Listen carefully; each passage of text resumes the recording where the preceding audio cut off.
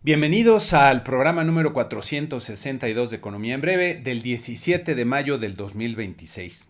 Esta semana comenzamos repasando lo acontecido en el entorno global en el que se realizó un encuentro histórico entre los líderes de las dos grandes potencias del mundo, cuando el presidente Trump visitó en Beijing al presidente Xi Jinping, y lo ocurrido arroja varios resultados, algunos claros y otros que hay que desentrañar tanto del fondo como de la forma de lo ocurrido. Y con gusto les comparto mi lectura de este tan importante acontecimiento para el entorno geopolítico y económico global.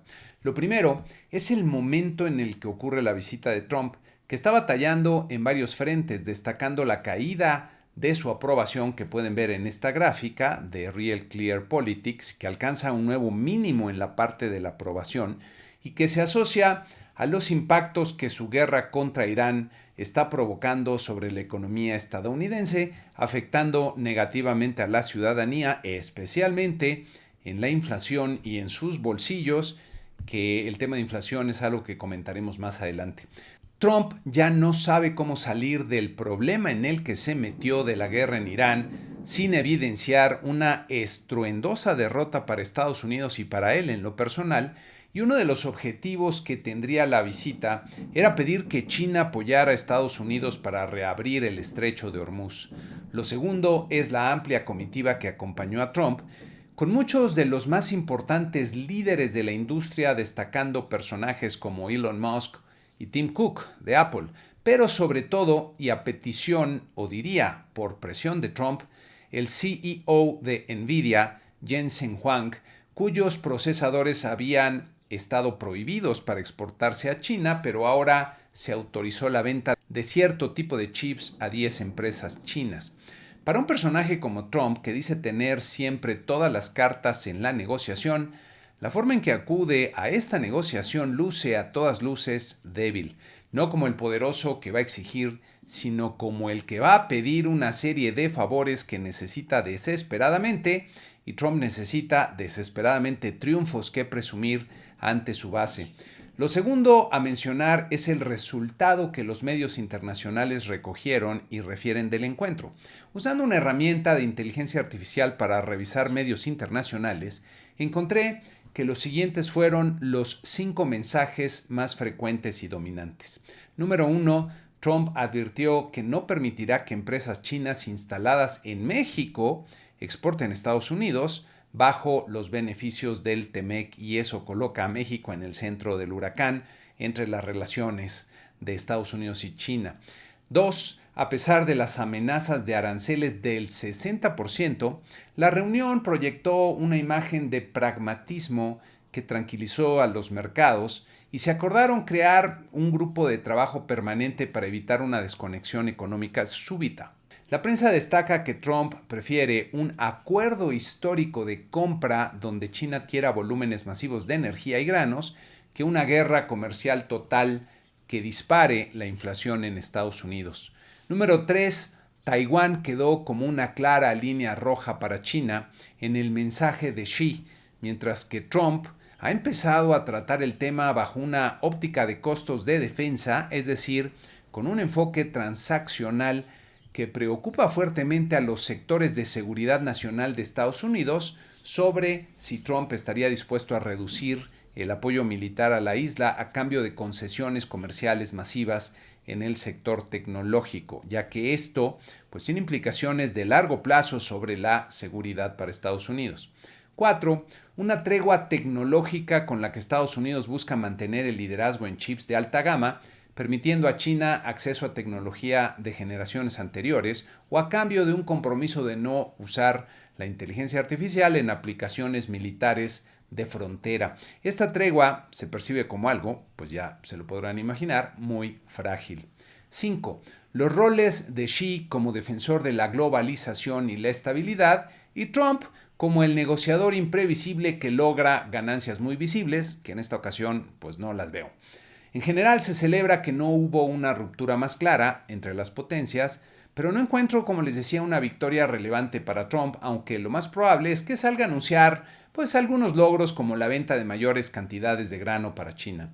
Por otro lado, me parece que Xi logró una victoria importante al mantener sus posiciones en varios asuntos, especialmente sobre Taiwán, y sin comprometerse, desde luego, a apoyar el esfuerzo de la guerra de Estados Unidos en Irán y abrir el estrecho de Hormuz, nada de eso. Nada cambia entonces en lo fundamental y las grandes potencias seguirán viéndose con recelo y desconfianza, diría. Por otro lado, hubo varios eventos relevantes en el entorno político de México, pero vamos a dejarlos al final. En los indicadores económicos de la semana tuvimos, para empezar, las cifras de la industria automotriz. Aquí pueden ver la producción de automóviles sumando 329.9 miles de unidades en el mes de abril, que fue un resultado, diría, bueno, a secas, un poco mayor que el de abril del año pasado, no tan bueno como hace 2 años, pero por lo pronto hubo una ligera mejoría respecto al año pasado. Aquí pueden ver las exportaciones, sumando 286.3 miles de unidades, bastante mejor que el mismo mes del año pasado, aunque no tan bien como hace 2 años. Y por el lado de las ventas internas, sumaron 118.9 miles de unidades. Siempre, como pueden ver aquí en la gráfica, abril presenta una baja respecto a marzo, queda por arriba de los abriles de años anteriores, pero pues les decía que hay contrastes entre lo que están observando las diferentes marcas, entonces no queda claro que sea un resultado del todo positivo para la industria. También se dieron a conocer las cifras de la producción industrial, aquí sí con resultados preocupantes, son del mes de marzo y como pueden ver en esta gráfica, el total de la industria se contrajo 0.6% en marzo, es una caída relevante y vemos claramente una tendencia descendente en la producción industrial desde finales del 2023 y a la fecha, entonces aquí tenemos malas noticias. De forma curiosa, la minería lleva ya una buena racha desde mediados del 2025 a la fecha. En marzo creció con mucha fuerza, 1.7%. Manufacturas se contrajo 0.2% y como pueden ver aquí, después de haber estado estancada básicamente 2 años y medio, casi 3, pues ya se ve una tendencia descendente bastante más clara desde mediados del 2025 a la fecha, entonces son malas noticias. La construcción cayó con fuerza en marzo, 3.3%, como pueden ver en esta gráfica, en la que se muestran vaivenes muy pronunciados desde el 2025 hasta este año, de repente subidas importantes, luego bajadas. Se puede ver una tendencia lateral en lo general, pero estamos en los niveles bajos de esta tendencia y como está el entorno, me parece que vamos a ver ya una tendencia a la baja. Al interior de la construcción, la parte de edificación que se refiere a viviendas, espacios de oficinas, centros comerciales, cayó con mucha fuerza en el mes de marzo, como pueden ver aquí, 3.6%. Este sector ha estado presentando bandazos muy fuertes que me parece que más bien se explican por la imperfección de la forma en que se calcula este proceso de desestacionalización, pero ya empezamos a ver lo que podría ser un cambio de tendencia con estas últimas caídas en los meses recientes, ojo con este indicador. Y algunas de las ramas que me llaman la atención al interior de las manufacturas que presentan malos resultados son, por un lado, la industria química que ven aquí cayendo 0.5%, en un claro declive desde el 2024 a la fecha, no tan pronunciado, pero bastante claro. O sea, no tan en picada, pero bastante claro. La industria del plástico y hule se contrajo 1%, bastante fuerte en el mes de marzo. Y vean aquí también, ya hay una clara tendencia descendente desde el 2025 a la fecha. Los productos metálicos, una caída muy fuerte del 2% mensual. Y vean cómo se han venido desplomando, esto sí, a un ritmo mucho mayor del 2025 a la fecha. Y la industria de equipo eléctrico, curiosamente, pues cae con fuerza en el mes de marzo, 2.1%. Esto es de llamar la atención porque las exportaciones que habíamos visto podrían estar siendo impulsadas por este sector, pero en la producción, pues vemos franca baja, un franco declive en la producción de este sector. Entonces, malas noticias en lo que se refiere a la producción industrial. Y en otro tema que también nos trajo malas noticias, la agencia calificadora Standard & Poor's revisó la perspectiva de la deuda soberana de México de estable a negativa y advirtiendo que en los próximos 24 meses podrían recortar la calificación. Hay varias cosas interesantes que nos dice Standard & Poor's, comenzando con la advertencia de que la perspectiva negativa incorpora el riesgo de resultados fiscales persistentemente débiles que resulten en un aumento en los niveles de deuda del gobierno. Esto es lo que está centralmente detrás de las preocupaciones y de la revisión en la perspectiva de la calificación de Standard & Poor's. También nos dice que podría recortarse la calificación en los próximos 24 meses si México falla en reducir sus déficits fiscales de manera oportuna para contener la deuda, la carga de intereses y los pasivos contingentes, o si hay retrocesos inesperados en el comercio exterior. Aquí, pues dando entrada a lo que pueda ocurrir con la negociación del Tratado de Libre Comercio con Estados Unidos. De lo que señala Standard & Poor's, hubo algo que me pareció especialmente revelador y aquí se los presento y nos dicen que la implementación de la política pública ha sido no exitosa, unsuccessful es la palabra que utilizan, por varios años para atender temas persistentes que resultan en una baja productividad, bajo crecimiento económico, tales como una pobre infraestructura física, una amplia economía informal, bajo acceso al crédito, educación de baja calidad y débiles condiciones de seguridad. Me parece que lo dicen muy claro, lo que se ha estado haciendo pues no ha sido conducente ni al crecimiento ni a la fortaleza fiscal y es algo que preocupa y no lo dicen ellos, pero yo lo he comentado varias veces, es importante hacer un cambio de fondo en las políticas públicas que se están implementando, de hecho una vuelta en U radical. En esta siguiente imagen pueden ver las escalas de calificación de las 3 agencias internacionales. El grado de inversión es muy importante para mantener el acceso más amplio a los mercados internacionales de crédito y capital, ya que muchos fondos internacionales tienen el mandato de comprar únicamente activos que tengan grado de inversión por lo menos en 2 de las 3 grandes calificadoras internacionales que son las que ven aquí. Si México perdiera el grado de inversión, esto propiciaría pues la salida de estos fondos y de hecho no se esperarían. Yo creo que cuando se perciba que estamos en camino a perder ese grado de inversión es cuando comienza la venta de posiciones y las presiones sobre variables como nuestro tipo de cambio y tasas de interés. Es por ello que el grado de inversión es uno de los activos más importantes que tiene la economía mexicana y que deberíamos preservar, pero como nos advierte Standard & Poor's, estamos caminando en la dirección equivocada. Y hablando de la dirección equivocada, ¿cuál fue la respuesta de la presidente? Pues decir que la calificadora está equivocada porque vamos bien en economía. Y no es sorpresa, es el método de este gobierno y el anterior para gobernar en una narrativa alternativa a la realidad.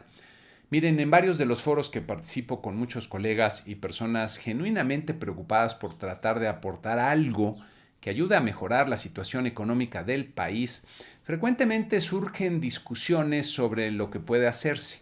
Y si bien comparto la urgencia por hacer algo, me parece que mientras no se dé una verdadera vuelta en U, como les comentaba, en la estrategia del gobierno, las medidas que logren aplicarse quedarán muy lejos de los resultados que se quieren y seguiremos en el camino de deterioro de la economía y de la vida nacional. De poco servirán pues 1000 anuncios de planes de inversión que se hagan si por otro lado se están destruyendo las instituciones encargadas de generar confianza entre los inversionistas, pero ya vimos que este gobierno prefiere negar la realidad y seguir sin escuchar de verdad y poner atención a las señales de que vamos por el camino equivocado. En el entorno político de México, la tensión al interior de Morena y el gobierno de Sheinbaum sigue en aumento, ya que luego de tratar de defender por diferentes medios a Rubén Rocha Moya y exigir pruebas contundentes al gobierno de Estados Unidos y parafraseando un meme genial que me encontré por ahí, resulta que las pruebas fueron a entregarse solas a Estados Unidos.